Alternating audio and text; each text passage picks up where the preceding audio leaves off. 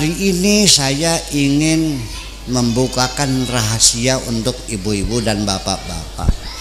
Kepengen enggak begitu mati langsung dibawa masuk surga? Pengen enggak? Syaratnya yaitu jangan membawa dosa sedikit pun.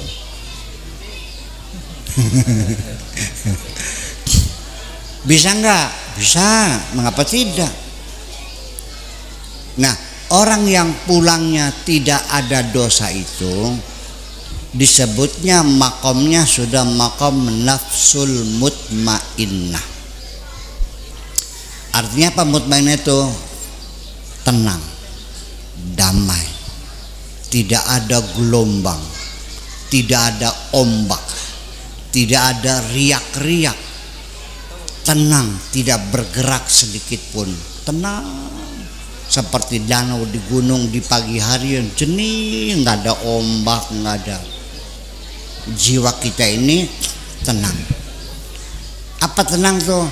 Sudah nggak ada marah, nggak ada kecewa, tidak ada kesel, tidak ada keluh kesah, tenang semua, tidak pernah goyang, hatinya tidak pernah goyang. Namanya nafsul mutmainnah. Apapun yang terjadi tidak pernah bergoyang hatinya, tidak pernah guncang. Dapat duit banyak, alhamdulillah, tenang. Dapat duit sedikit, alhamdulillah. Nggak dapat duit, alhamdulillah. Duitnya hilang, alhamdulillah. Sudah tidak goyang hatinya, langsung masuk surga. Beli payu-payu laki, alhamdulillah. Ketemu karo demenan, alhamdulillah.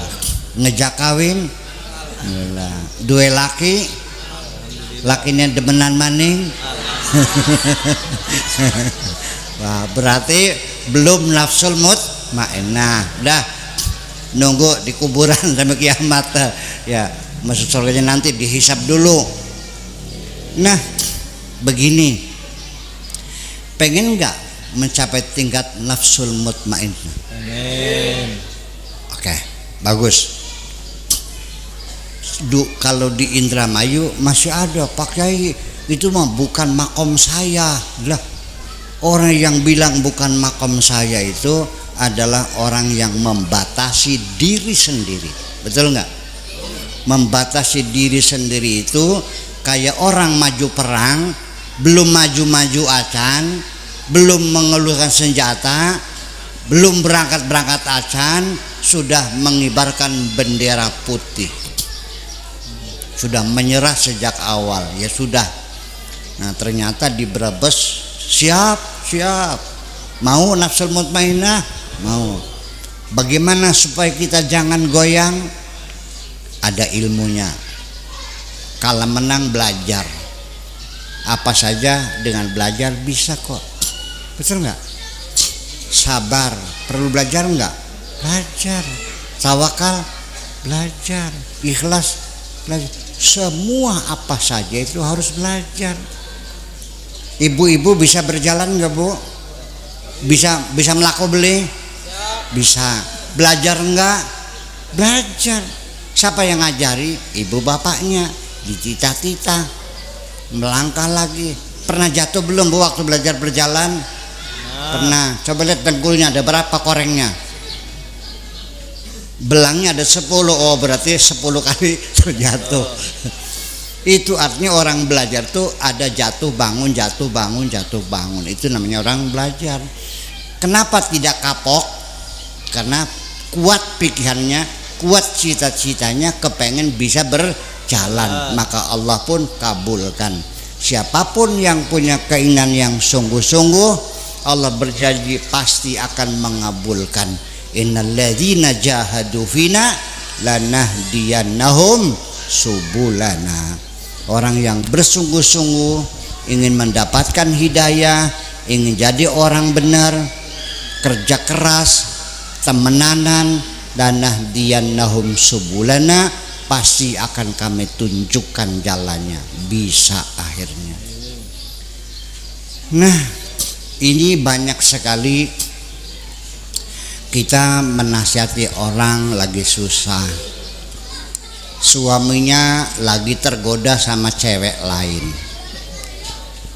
istrinya saya nasihati, Bu, yang sabar, jangan pernah minta cerai, sebab perceraian itu bukan penyelesaian, perceraian itu bikin masalah baru, betul nggak?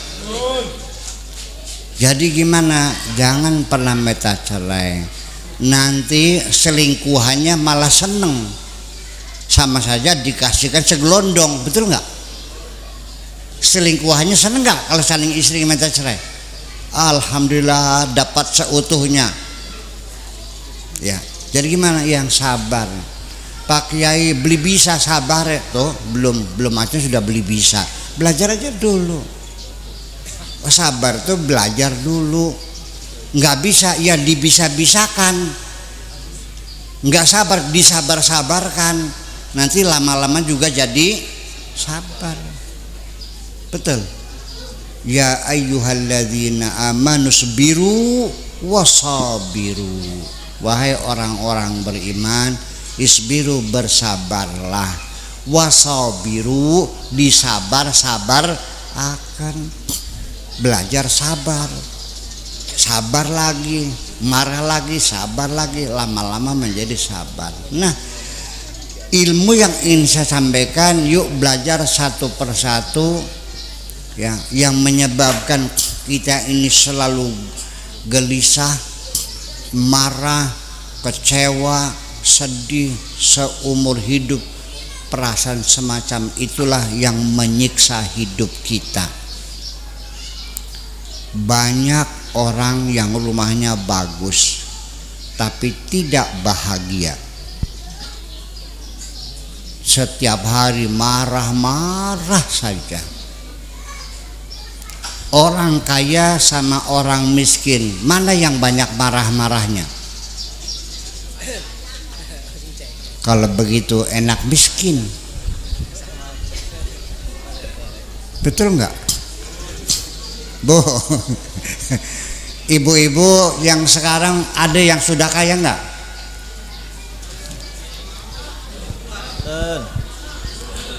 Dulu ada nggak yang pernah miskin? Pernah. Coba dibandingkan, banyak mana marahnya ketika miskin dan sekarang setelah kaya. Gara-gara banyak harta kita akhirnya banyak marah. Saya doakan mudah-mudahan hartanya jangan banyak. Amin. supaya tenang jiwanya. Banyak enggak orang yang hartanya berlimpah ruah tetapi tidak ada waktu untuk menikmatinya? Yuk kita ke Jakarta, yang mobilnya Rolls Royce, mobilnya Mercy, Lamborghini, rumahnya harganya 50 miliar, ternyata harta berlimpah ruah tapi tidak ada waktu untuk menikmatinya. Mau begitu? Mau enggak? Makan saja tidak bisa dikunyah, kayak burung gelatik, tok plek tok plek masuk. Kenapa? Karena jam 8.30 pesawatnya take off, makan ditelan, disuruh air, langsung lari. 3 bulan baru pulang, berangkat lagi ke Singapura, baru pulang setengah hari ke Surabaya. Istrinya yang cantik jelita nggak pernah dipeluk-peluk, Bu. Mau seperti itu? Ternyata terlalu banyak orang yang harta berlimpah ruah tapi tidak punya waktu untuk menikmatinya.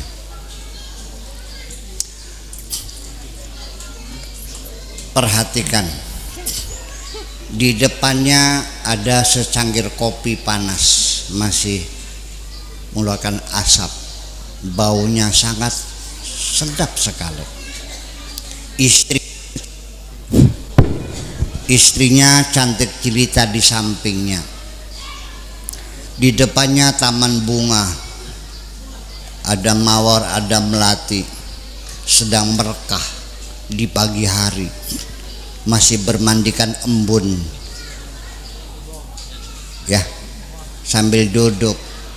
Tiba-tiba air matanya meleleh, menangis, sedih, memikirkan masa lalunya. Goblok enggak? Goblok enggak? Secangkir kopi, taman bunga, istri cantik, rumah gedong, kok nangis? Berarti tidak selalu orang yang rumahnya gedong itu hidupnya bahagia. Betul nggak? Terus ini orang bukan kurang makan, bukan kurang duit, dia selalu menangis di tengah-tengah kemewahannya karena dia ingat masa lalu, ingat penderitaan yang lalu. Malam ini yuk kita belajar supaya jiwa kita tenang. Masa lalu adalah mimpi, lupakan saja semuanya, dan masa lalu tidak akan kembali. Jangan lagi diingat-ingat, lupakan saja. Besok adalah belum datang dan bukan milik kita. Apa yang terjadi kita tidak tahu. Ibu-ibu, bapak sekalian, di sini ada nggak yang tahu besok? boten. Nggak tahu. Kalau kamu tidak tahu, kenapa kamu pikirkan? Sama saja memikirkan sesuatu yang tidak cerdas, enggak tuh? Enggak. Memikirkan sesuatu yang tidak tahu. Masa depan bukan milik kita. Masa lalu adalah mimpi.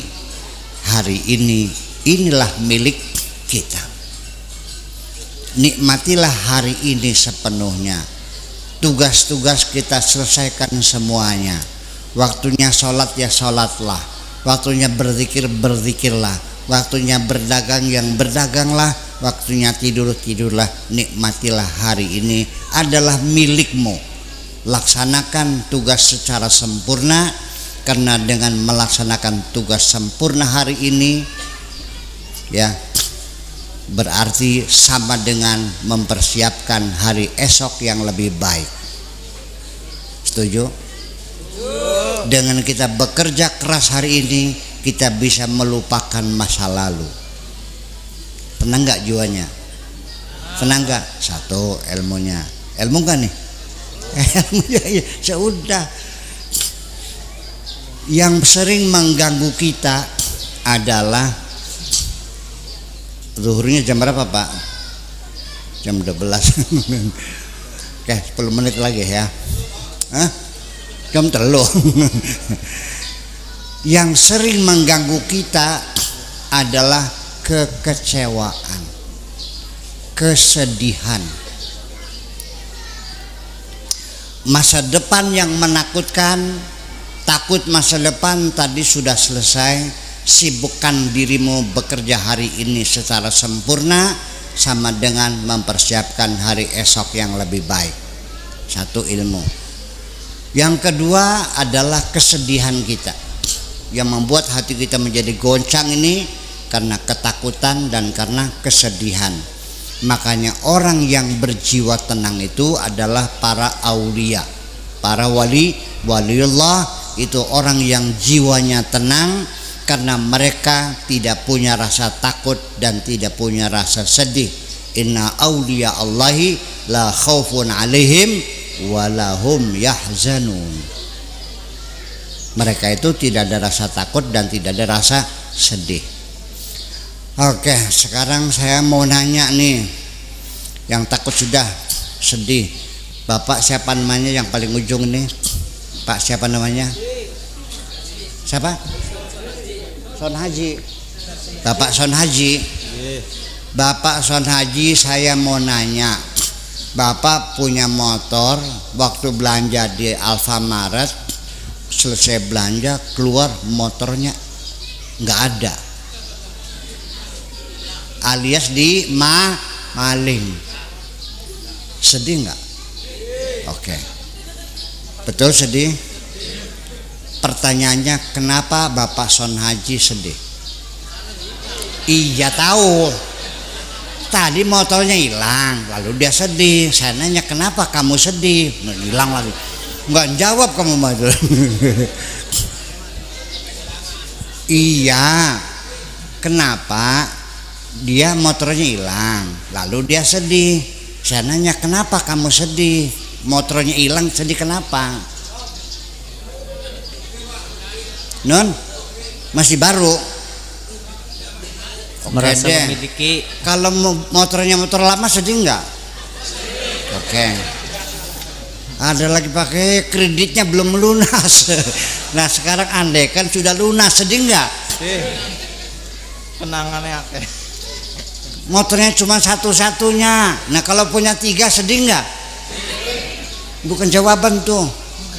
Nah ini cerdas makanya. Sekarang saya nanya, kalau yang hilang itu motornya paku, sedih nggak? Kenapa tidak sedih? Nah itu dia. Itu dia. Sebenarnya sedih karena motor itu milikku. Jadi orang itu kapan sedih? Ketika merasa memiliki.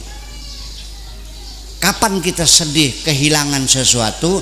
Ketika kita merasa memiliki. Tapi kalau Pak Son Haji rumahnya di pinggir jalan, tempat penitipan sepeda motor, motornya banyak loh, ratusan tuh. Ada yang ngambil, sedih nggak? Kenapa? Jadi kalau hidup ini kepengen tidak sedih, jangan pernah merasa memiliki. Ilmu enggak nih?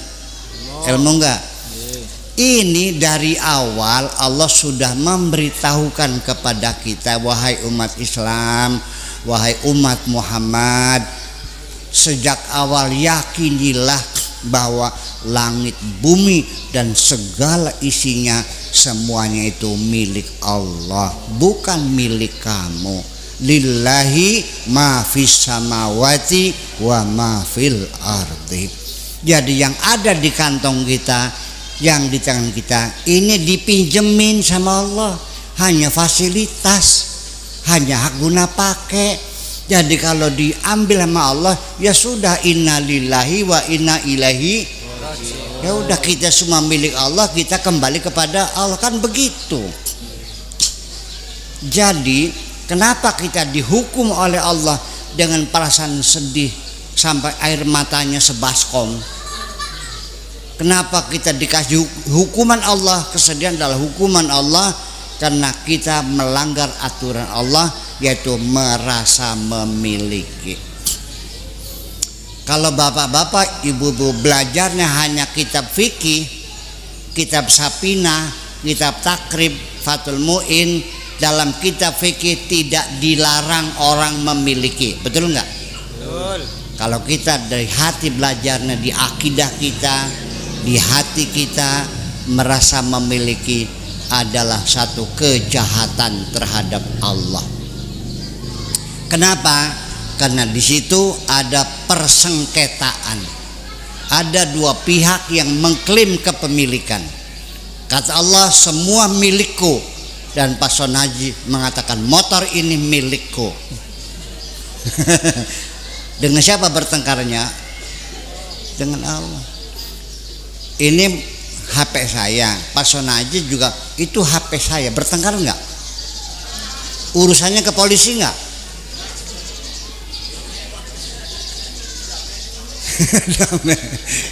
Jadi sejak kita merasa memiliki, kita sudah mulai dalam pertarungan melawan Allah, rebutan kepemilikan. Betul enggak? Ada orang beli tanah, ya, Nggih. Tetapi ternyata ketika akan dibangun ada yang melarang. Ini tanah saya, sertifikatnya ada, dia juga ada, double sertifikat. Pernah ada nggak di sini? Bertengkar nggak? Masing-masing merasa memiliki. Maka kita ini ketika merasa memiliki, kita sudah siap bertengkar dengan Allah, dan kita dihukum oleh Allah. Hidup kita tidak pernah damai. Jadi sudah semuanya adalah milik Allah. Lillahi ma fis samawati wa ma fil ardi. Semuanya milik Allah. Alhamdulillah, dikasih dipinjemin fasilitas gratis. Saatnya diambil, ya diambil.